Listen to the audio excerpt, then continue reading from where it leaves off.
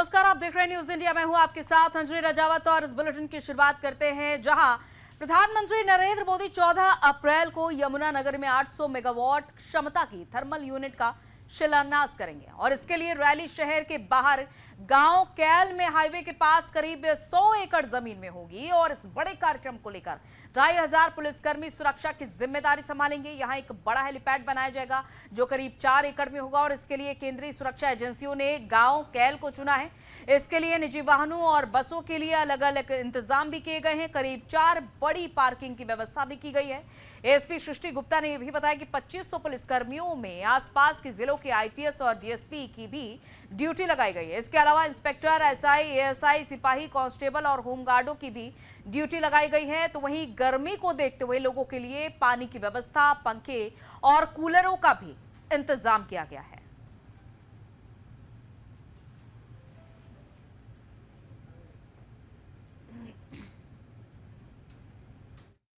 हमारा उद्घाटन है, इसका थर्मल पावर प्लांट की नई यूनिट का उद्घाटन है। उसके संबंध में जो समारोह है उसके लिए कैल गांव में ये प्रोग्राम किया जा रहा है, आप सबको विदित है।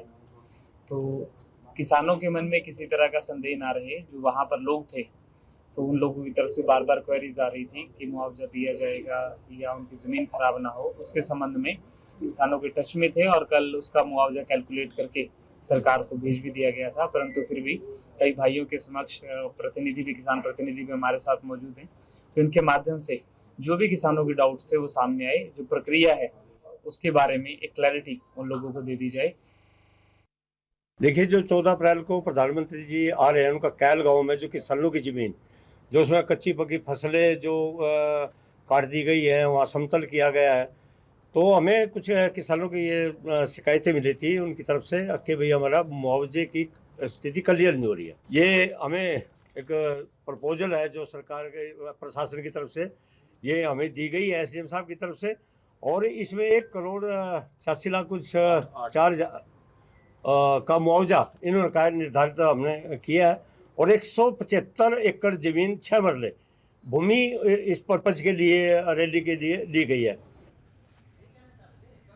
वही किसान गेहूं फसल की कटाई के बाद बचे हुए अवशेषों में आग लगा देते हैं और इससे पर्यावरण प्रदूषित होता है, भूमि की उर्वरता में कमी आती है, साथ ही जानमाल की हानि का भी डर बना रहता है, जिस पर सरकार ने फसल अवशेषों में आगजनी करने पर पूर्ण प्रतिबंध भी लगाया हुआ है। रोक के बावजूद फसल अवशेषों में आग लगाने वाले किसानों के खिलाफ जिला प्रशासन एक्शन प्लान तैयार कर रहा है और इसके लिए कृषि विभाग ने 70 टीमें गठित की हैं। करनाल कृषि विभाग के उप निदेशक डॉक्टर वजीर सिंह ने बताया कि जिला करनाल में अब तक मेरी फसल मेरा ब्यौरा पर 4,05,000 एकड़ में गेहूं की रजिस्ट्रेशन कराया गया है। गेहूं कटाई के बाद कुछ किसान उसके बचे अवशेषों में आग लगा देते हैं। आग लगाने से जहां वातावरण दूषित हो जाता है, वहीं धुएं के कारण हादसे होने का खतरा भी बढ़ जाता है और भूमि की उर्वरता शक्ति का भी नुकसान होता है। इसको लेकर सरकार भी फसल अवशेष में आग लगाने को लेकर प्रतिबंध लगा दी है।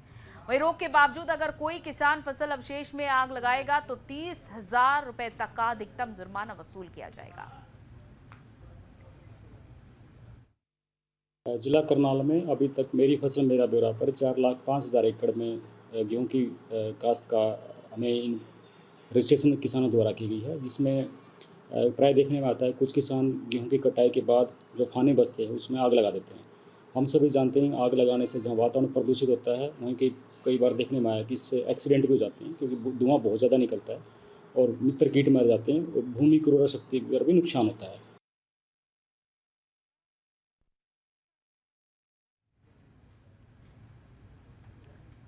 तो सरकार ने इसके लिए 70 टीमें गठित की हैं। आग लगाने वालों से अब जुर्माना वसूला जाएगा। फसल कटाई के बाद अवशेषों में आग लगाने पर रोक लगाई जा रही है और नियम न मानने वालों पर कृषि विभाग की ओर से कार्रवाई भी की जाएगी।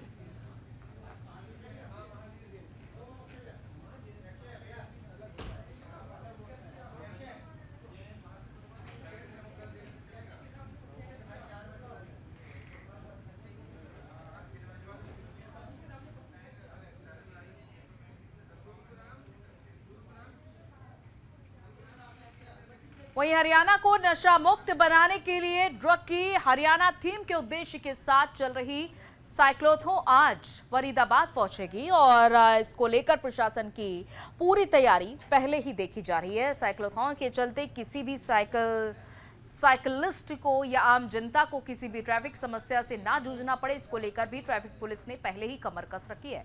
वहीं फरीदाबाद ट्रैफिक एसएचओ अनुज ने बताया कि उनकी ओर से सभी व्यवस्थाएं पूरी हैं और साइकिलिस्ट के साथ भी पुलिस प्रशासन पूर्ण रूप से मुस्तैद है ताकि किसी भी साइकिलिस्ट को कोई भी परेशानी ना आए। और वहीं फरीदाबाद में लोग भी साइक्लोन को देखते हुए बढ़ चढ़कर हिस्सा ले रहे हैं। हमने यहाँ इसके साइकिल के आगे आगे हमारी एक पायलट कार चलेगी, एसएचओ ट्रैफिक और टीआई अपने बल्लभगढ़ और टीआई NIT आगे आगे चलेंगे। रोड को बिल्कुल क्लियर करके चलेंगे। हमने अपने सारे जेडो और ड्यूटी भी रूट पे हमने लगाई हुई है। रैली के साथ साथ में 10 हमारी राइडर हैं जो उनकी सेफ्टी के लिए किसी को भी कार उसके रैली के साथ में किसी को भी नहीं आने देंगे। और पीछे भी हमने एक एम्बुलेंस लगाई है और एक हमारी गाड़ी है जो किसी की साइकिल अगर खराब हो जाती है तो उसमें उनको बैठाने के लिए इंतजाम। हमने वहां पर एक्स्ट्रा ड्यूटी लगाई हुई है और वहां पर रूट जो है क्लियर मिलेगा। हमने उसके लिए पूरा इंतजाम किया हुआ है।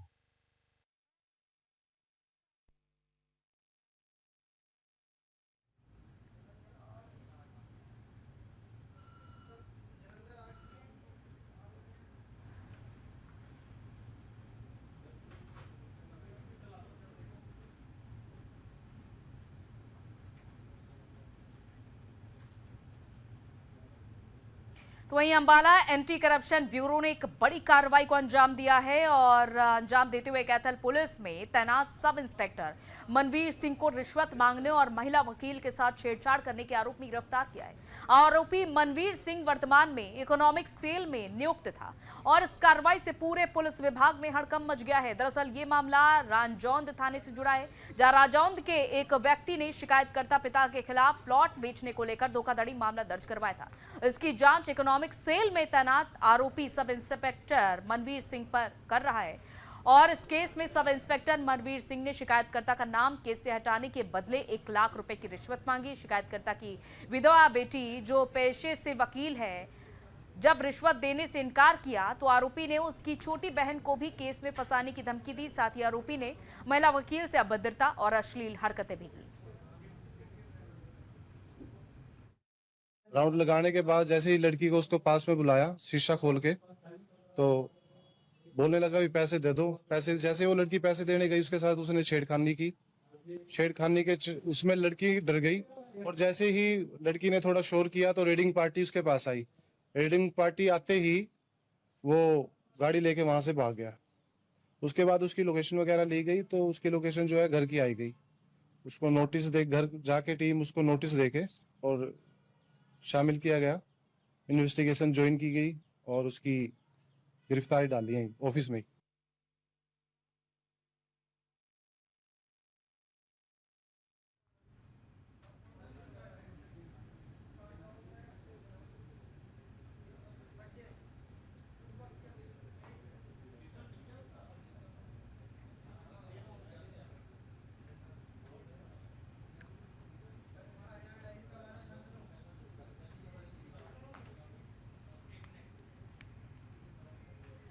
वहीं गुरुग्राम में साइबर सिटी सीएम फ्लाइंग ने प्रदूषण डिपार्टमेंट और नगर निगम की टीम के साथ मिलकर पालम विहार के सरायला भर्ती गांव में सिंगल यूज प्लास्टिक की फैक्ट्री पर छापेमारी की। छापेमारी में कंप्लांट की टीम के साथ साथ पॉल्यूशन डिपार्टमेंट और नगर निगम की टीम भी मौजूद रही। मौके से 4164 किलो पॉलीथीन बरामद की गई और पॉल्यूशन डिपार्टमेंट ने फैक्ट्री संचालक का 4 लाख रुपए का चालान भी काटा। पॉल्यूशन डिपार्टमेंट की माने तो सीएम फ्लाइंग की जानकारी के बाद यहां रेड की गई है।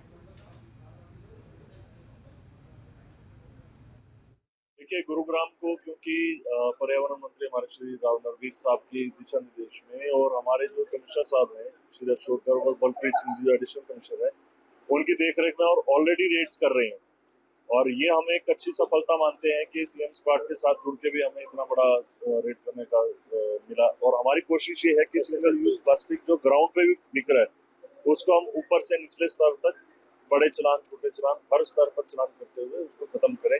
और जैसा कि मैं हर बार कहता हूँ, ये जन भागीदारी भी इसमें आवश्यकता है। जब तक आम आदमी प्लास्टिक को नहीं छोड़ेगा तब तक हम जितने भी रेड करें उसमें सफल नहीं हो पाएंगे। सीएम फ्लाइंग स्क्वाड की तरफ से मैसेज आया था कि ऐसे ऐसे सलाया अलावर्दी में इलीगल ऐसी यूनिट चल रही है प्लास्टिक मैन्युफैक्चरिंग में। तो उसमें टीम हमने एक जॉइंट इंस्पेक्शन किया बाद में, इस पे साइट पे आके हमने रेड किया। उसमें हमारे अलग अलग डिपार्टमेंट साथ में थे। तो जैसे पॉल्यूशन डिपार्टमेंट से मैं था, एसएसएफ की टीम भी थी, एमसीजी थे और भी जितने डिपार्टमेंट्स हैं सब थे। फिर उसमें जॉइंट इंस्पेक्शन में हमने आके यहाँ चेक किया तो सिंगल यूज प्लास्टिक जो अपनी पॉलिथीन्स होती हैं उनकी मैन्युफैक्चरिंग हो रही थी।